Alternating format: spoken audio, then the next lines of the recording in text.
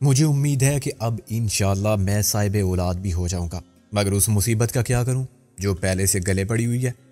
میں اسے حیرانی سے دیکھتا رہا۔ اس کا یقین قابل رشک تھا اور اس کا ایمان کامل تھا۔ ہم سب جو اس کا تمسخر اڑاتے تھے کنارے سے دریا کی گہرائی کا اندازہ لگانے والوں کی طرح تھے۔ جب اس نے مارگریٹ کو مشرف با اسلام کرنے کی اور اسے عقد ثانی کی بات کی تھی، یا جب اس نے مجھ سے وظیفہ مانگا تھا کہ وہ مسرت نذیر یا نیلو کا دل جیتنا چاہتا ہے، تو ہم بہت ہنسے تھے۔ ہم سمجھتے تھے کہ اس چوغد صورت احمقانہ انداز میں باتیں کرنے والے مسکین اور مولوی ٹائپ شخص کو بھلا کوئی عورت کیسے پسند کر سکتی ہے جس میں ہیرو والی کوئی بات ہی نہیں۔ مگر اس میں کوئی بات ضرور تھی۔ مارگریٹ نے اس کی خاطر اسلام قبول کر لیا تھا۔ اسے نکاح ثانی کے لیے مسلمان ہو گئی تھی۔ وہ عورت جو راہ گم کردہ مسافر کی طرح بھٹک رہی تھی اور جس کا ایمان آدمی کی انسانیت پر سے اٹھ چکا تھا، جس کے لیے دین، مذہب، دنیا و آخرت، نیکی و بدی کا تصور بے معنی ہو چکا تھا اور جس کا اعتبار صرف پیسے پر تھا، اس نے مولوی خادم حسین پر اعتبار کر لیا تھا۔ وہ تہ دل سے اس کی ہو گئی تھی۔ اس نے اپنا آبائی دین چھوڑ دیا تھا اور وہ اس گھر میں بہت خوش تھی جہاں مولوی خادم حسین اس کا سب کچھ تھا، شوہر بھی، محافظ بھی، پرستار بھی اور قابل پرستش مجازی خدا بھی۔ واقعی عورت کو کس نے سمجھا ہے؟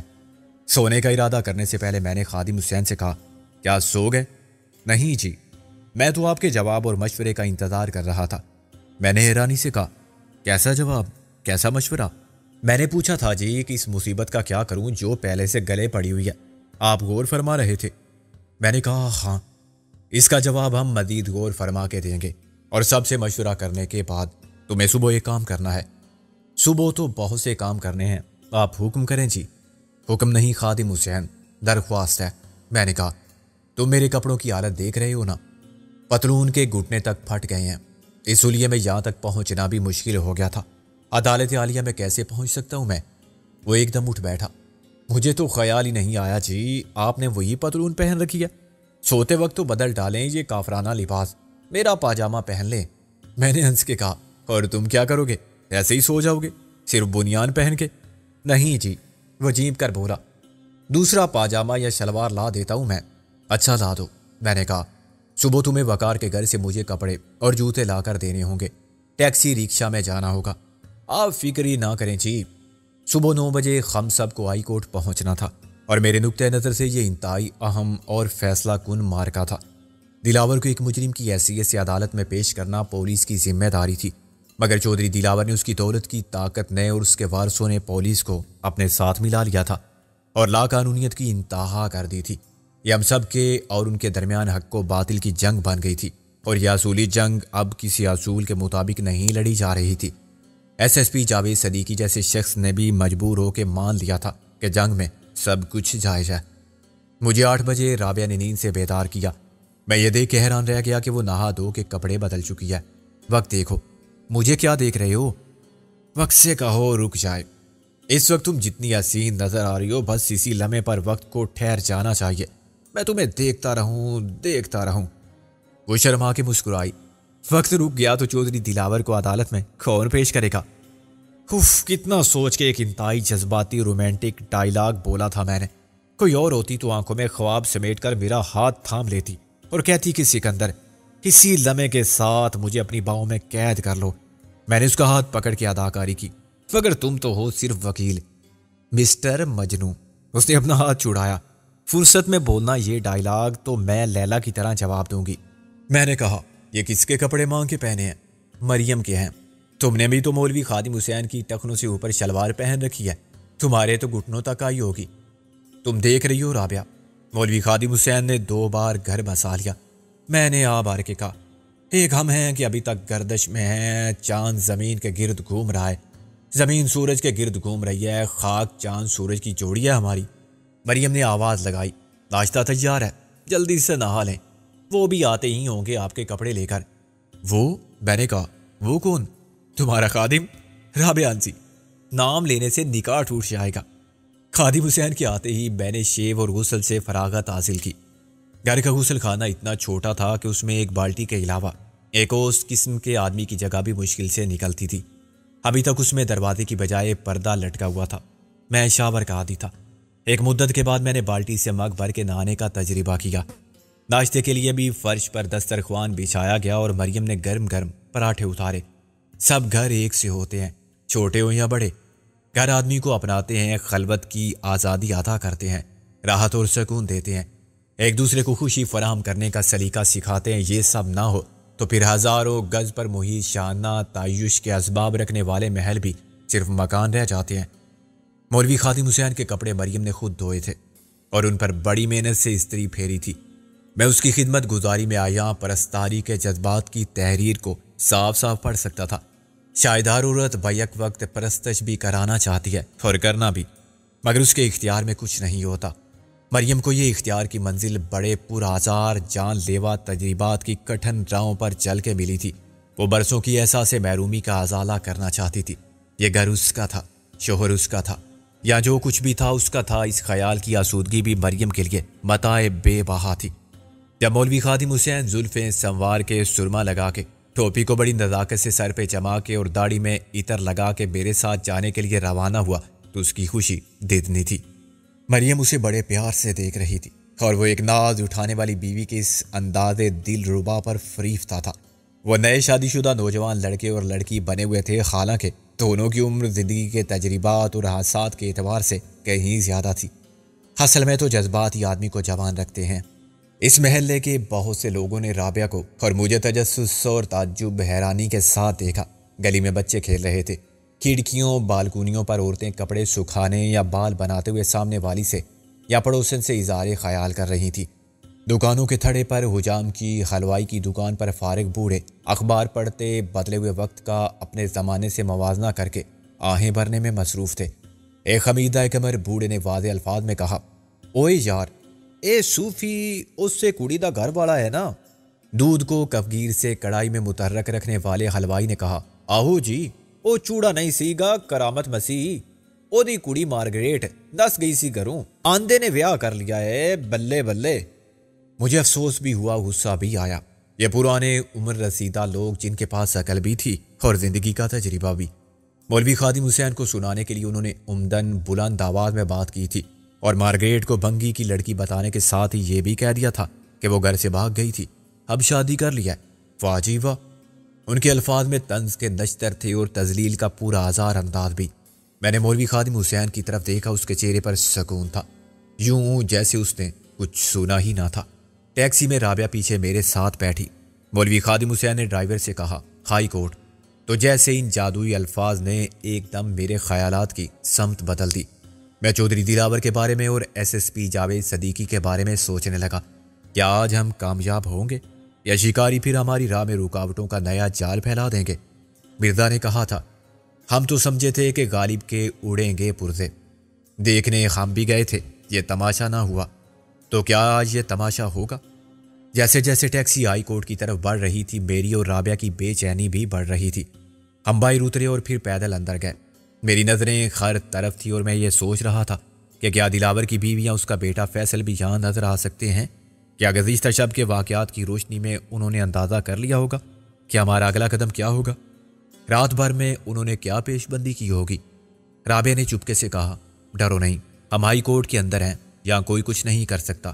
میں نے سر ہلایا، ابھی ہم کورٹ کے باہر ہیں۔ میرے الفاظ لبوں پر ہی تھے کہ میری نظر نے ارشد کریم کو دیکھ لیا۔ وہ زخمی شیر کی طرح برآمدے میں ٹہل رہا تھا، وہ سخت پریشان اور نروس تھا۔ رابعہ کو دیکھتے ہی وہ ہماری طرف لپکا، مس رابعہ، مجھے آپ ہی سے بات کرنی ہے، اور اس گورے وکیل سے بھی۔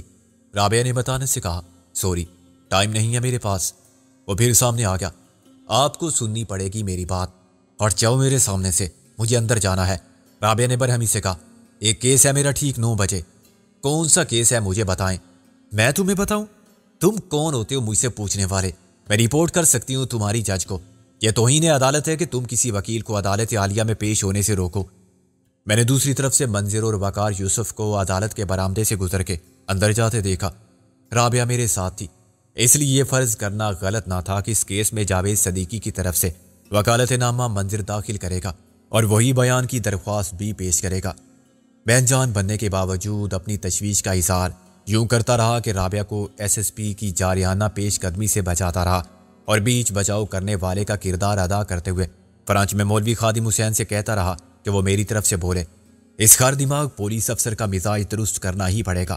خادم حسین نے چلانا شروع کر دیا، آپ ذرا ہوش کے ناخن لیں جی، یہ تھانہ نہیں ہے، ہائی کورٹ ہے، اور آپ کے سامنے ملکی و غیر ملکی وکیل ہیں، کوئی ہسٹری سیٹر نہیں۔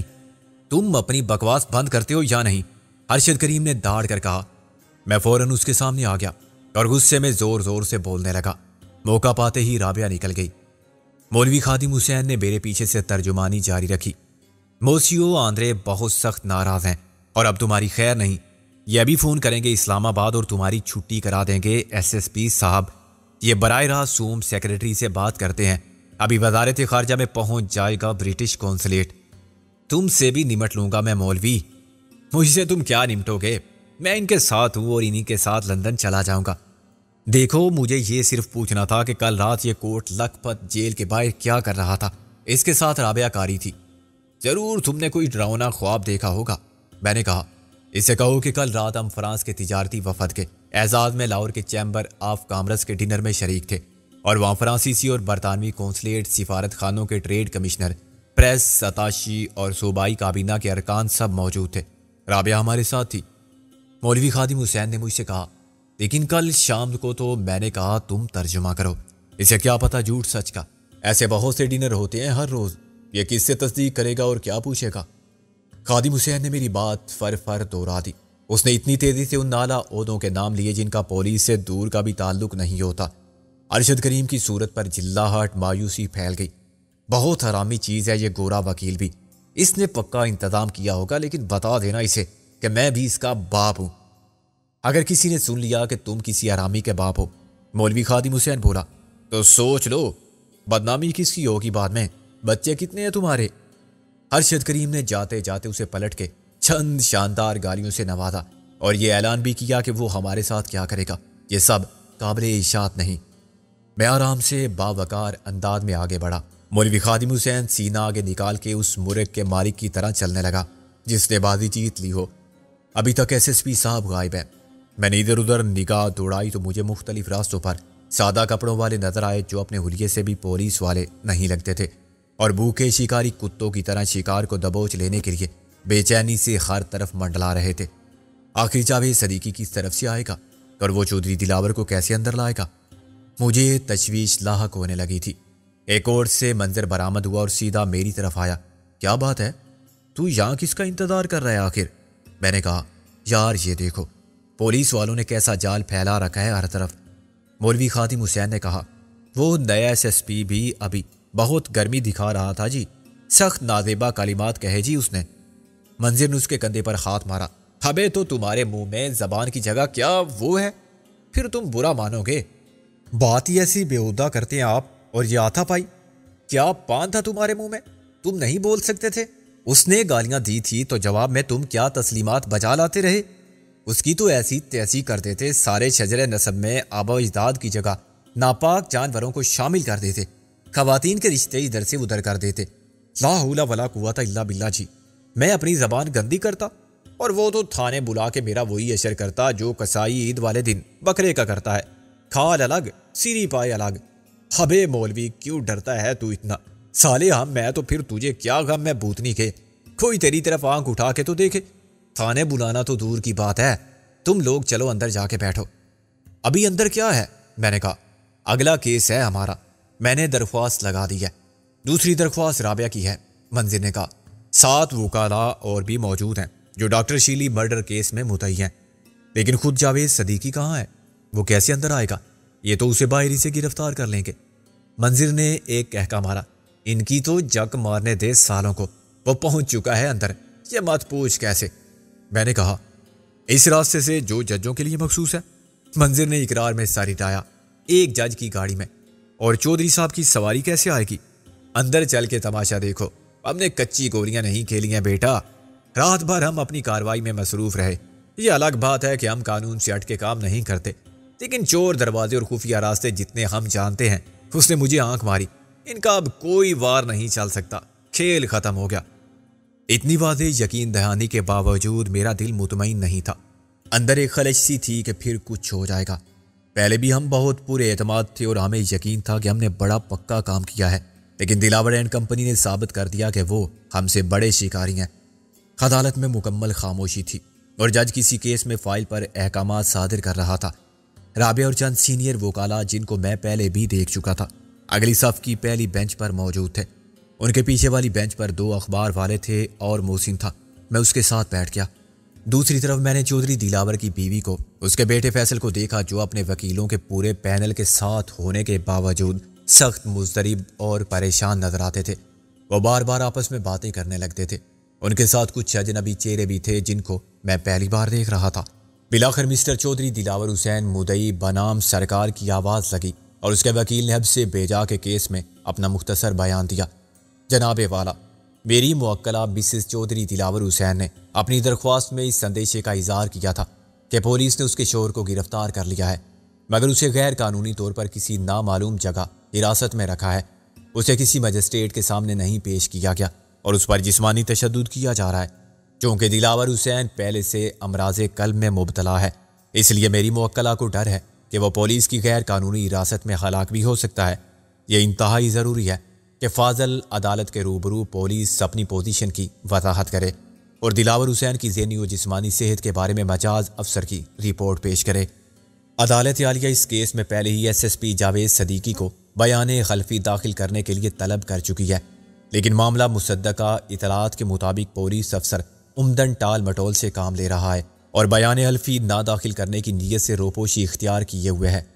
منظر نے فوراً اعتراض دائر کر دیا۔ فاضل وکیل استغاثہ کی معلومات انتہائی ناقص ہیں اور غلط ہیں۔ میرا ان کو مشورہ ہے کہ چنڈو خانے کی خبریں سن کے یقین کرنا چھوڑ دیں۔ کچھ لوگ ہنسے۔ عدالت نے 2 بار آرڈر کہا۔ حقیقت یہ ہے جناب والا کہ S S P Javed Siddiqui عدالت کے روبرو اپنا بیان دینے کے لیے حاضر ہونے کی اجازت چاہتے ہیں۔ انہیں خود پولیس کے اعلیٰ حکام نے اپنے اختیارات سے تجاوز کرتے ہوئے عدالت عالیہ میں حاضر ہونے سے روکا تھا اور بیان حلفی نہ داخل کرنے کی تاکید کی تھی، مگر S S P Javed Siddiqui نے، جو اب میرے موکل بھی ہیں، ان غیر قانونی احکامات کو تسلیم کرنے سے انکار کیا تو انہیں معطل کر دیا گیا اور ان کے چارج چھوڑنے سے قبل ہی دوسرا افسر ارشد کریم ربانی کو ان کی جگہ بٹھا دیا گیا۔ جناب والا، S S P Javed Siddiqui نے ڈاکٹر شیلی مرڈر کیس میں خصوصی تفتیش مکمل کر لی تھی۔ ایک ایماندار، فرد شناس اور باضمیر پولیس افسر کی حیثیت سے انہوں نے ملزم چودھری دلاور حسین کا سراغ بھی لگا لیا تھا اور ان کو گرفتار بھی کر لیا تھا۔ عدالت میں ایک دم سنسنی پھیل گئی۔ مجھے اندازہ ہوا کہ وہاں کافی تعداد میں دوسرے لوگ بھی موجود ہیں، ان میں اخبار والے بھی ہو سکتے تھے اور چودھری دلاور کے اپنے حمایتی بھی۔ جج نے پھر آرڈر کہا۔ S S P Javed Siddiqui کو عدالت میں پیش ہونے کے لیے کسی کی اجازت کی ضرورت نہیں تھی۔ جج نے کہا، یس سر، لیکن ان کے اعلیٰ افسران نے پیشہ ورانہ بددیانتی سے کام لیتے ہوئے جاوید صدیقی کو ادائے فرض سے روکا اور انکار پر اسے معطل کر دیا۔ اسے دھمکیاں دی گئیں، یہاں تک کہ اسلام آباد میں اس کے بیوی بچوں کو ہراساں کیا گیا۔ اس سے کہا گیا کہ وہ اس عدالت عالیہ کی روبرو جھوٹا بیان حلفی داخل کرے کہ اس نے چودھری دلاور کو گرفتار نہیں کیا تھا، اور اگر ایسا نہیں کر سکتا تو خاموشی اختیار کرے تاکہ اس کی جگہ لینے والا یہ کام کر سکے۔ اور جناب والا، اس بدماشی کا مقصد صرف چودھری دلاور حسین کو پولیس کی تحویل سے فرار ہونے کا موقع فراہم کرنا تھا۔ آخر کیوں؟ پولیس ایسا غیر قانونی کام کس لیے کرے گی؟ حضور والا، اس سوال کا جواب تو متعلقہ افسران ہی دے سکتے ہیں، مگر کیا ایک عام آدمی بھی یہ نہیں سمجھتا کہ پولیس مجرموں کو کیسے تحفظ فراہم کرتی ہے اور کس طرح انصاف کی راہ میں رشوت کی دیوار کھڑی کی جاتی ہے؟ میرے موکل نے صرف اس لیے روپوشی اختیار کی تھی کہ اگر وہ ایسا نہ کرتا تو اسے جان سے مار دیا جاتا۔ اس نے گزشتہ روز ایک پریس کانفرنس میں یہ سب بتا دیا تھا اور وہ اپنی رپورٹ محترم چیف جسٹس صاحب کو بھی ارسال کر چکا ہے۔ اس وقت بھی عدالت کے باہر سادہ کپڑوں والے پولیس کے اہلکار موجود ہیں جو جاوید صدیقی کو عدالت میں حاضر ہونے سے پہلے گرفتار کر کے ساتھ لے جانے پر مامور ہیں، مگر میرے موکل نے گزشتہ شب اس عدالت میں پناہ حاصل کر لی تھی۔ وہ اس وقت بھی عدالت کے کمرے میں موجود ہے۔ S S P Javed Siddiqui نے بڑے ڈرامائی انداز میں خود کو عدالت کے سامنے پیش کیا۔ میں نے دوسری طرف سے ایک برقع پوش عورت کو آتا دیکھا۔ اس شٹل کاک ٹائپ برقعے کو ہٹا کے جاوید صدیقی نے جج کو تعظیم دی۔ عدالت میں جیسے بونچال آ گیا، پیچھے بیٹھے ہوئے لوگ اٹھ کے آگے دیکھنے لگے۔ بہت سے لوگ جو پہلے باہر تھے اچانک اندر آ گئے اور میں نے بہت سے چہروں کو شناخت کر لیا۔ یہ سب واچ ڈاگ تھے جو باہر جاوید صدیقی کے نظر آتے ہی اسے ہر طرف سے گھیر کر گرفتار کر لیتے۔ جاوید صدیقی کی تلاش میں ناکامی سے وہ سخت مشتعل تھے۔ اس شخص نے اپنا مستقبل تو داؤ پر لگایا ہی تھا، اب ان کی نوکری کے لیے بھی وہ خطرہ بن گیا تھا۔ اسے بھونکنے سے پہلے خاموش کر دینے کی ضرورت تھی۔ یہ ناکام شکاری سوچ بھی نہیں سکتے تھے کہ ان کا شکار یوں ان کی آنکھوں میں دھول جھونک کے نکل جائے گا۔ S S P Javed Siddiqui جیسا سینئر پولیس افسر کورے لٹھے کے خیمہ نما برقعے میں چہرہ چھپا کے کسی پرانی بڑھیا کی طرح کمر جھکا کے چلتا ہوا ان کے سامنے سے گزر جائے گا اور وہ آنکھیں کھلی رکھنے کے باوجود اسے دیکھ نہ پائیں گے۔ ایک دروازے میں مجھے ذرا سی دیر کے لیے ارشد کریم ربانی بھی نظر آیا، مگر اس سے پہلے کہ کوئی عدالت میں پولیس کی موجودگی پر اعتراض اٹھاتا وہ غائب ہی ہو گیا۔ وہ سمجھ گیا تھا کہ اس کی نہیں چلی۔ ذہانت نے طاقت کو ہمیشہ کی طرح آج بھی رسوا کر دیا تھا۔ جاوید صدیقی کی آمد سے وقتی طور پر جو خلچل پیدا ہوئی تھی وہ جج کے متعدد بار آرڈر پکارنے سے ختم ہو چکی تھی۔ جاوید صدیقی کو پہلی قطار میں بیٹھنے کی جگہ مل گئی۔ وہ بہترین سوٹ میں بہت وجیح اور پر اعتماد لگ رہا تھا۔ چودھری دلاور کی بیوی کی حالت غیر تھی اور فیصل اسے بڑی خونخوار نظروں سے گھور رہا تھا۔ غالباً ان کو بھی جاوید صدیقی سے پہلے کوئی ایسا شخص نہیں ملا تھا جس نے ان کی دولت کو یوں حقارت سے ٹھوکر مار دی ہو۔ اس دور میں جب پیسہ ہی سب کچھ ہے، یہ شرافت اور نجابت کا پیمانہ ہے، عزت اور طاقت دیتا ہے، ساری دنیا کی خوشیوں کو آدمی کی دسترس اور قوت خرید میں کر دیتا ہے، اخلاق اور انصاف کی قدریں بدل سکتا ہے اور ہر سپر پاور سے بڑی سپر پاور ہے۔ ایسے سر پھرے بھی کہیں ہوتے ہیں جو پولیس کی وردی پہن لیں اور پھر سچ مچ انصاف اور قانون کے رکھوالے بن کر ثابت کر دیں کہ یہ وردی اپنے اختیارات کو کیش کرانے کے لیے نہیں، مظلوموں کو ظالموں سے تحفظ فراہم کرانے اور مجرم کو قانون کے مطابق سزا دلوانے کے لیے پہنی جاتی ہے۔ منظر نے اپنا بیان یوں شروع کیا: حضور والا، آپ دیکھ سکتے ہیں کہ میرا موکل عدالت میں کیسے چھپ کر آنے پر مجبور کر دیا، ورنہ وہ ایک سینئر پولیس افسر ہے۔ میں درخواست کروں گا کہ اسے عدالت عالیہ کے روبرو اپنا بیان اور موقف پیش کرنے کی اجازت دی جائے۔ وکیل صفائی فوراً کھڑا ہو گیا: آبجیکشن یور آنر، عدالت چودھری دلاور حسین کی گرفتاری اور مسز دلاور کی درخواست کی سماعت کر رہی ہے، جس کا S S P Javed Siddiqui کے معاملات سے کوئی تعلق نہیں ہے۔ تعلق تو ہے جناب والا، چودھری دلاور کو جاوید صدیقی ہی نے گرفتار کیا تھا، منظر نے کہا، مگر اس قانونی معاملے میں سرکاری موقف کی وضاحت صرف ایڈوکیٹ جنرل کر سکتا ہے۔ جاوید صدیقی کو معطل کیا جا چکا ہے۔ جج نے اعتراض منظور کرتے ہوئے ایڈوکیٹ جنرل کو طلب کیا: آپ اس معاملے میں کیا کہتے ہیں؟ ایڈوکیٹ جنرل مشکل میں پڑ گیا تھا، مگر اس نے حالات کے پیش نظر اپنا بیان بدل دیا: یہ ٹھیک ہے یور آنر کہ جاوید صدیقی کو افسران بالا نے معطل کر دیا تھا۔ اب ان اسباب کی نشاندہی متعلقہ حکام ہی کر سکتے ہیں، مگر جیسا کہ آج کے اخبارات کہتے ہیں مسٹر جاوید صدیقی نے استعفیٰ دے دیا ہے۔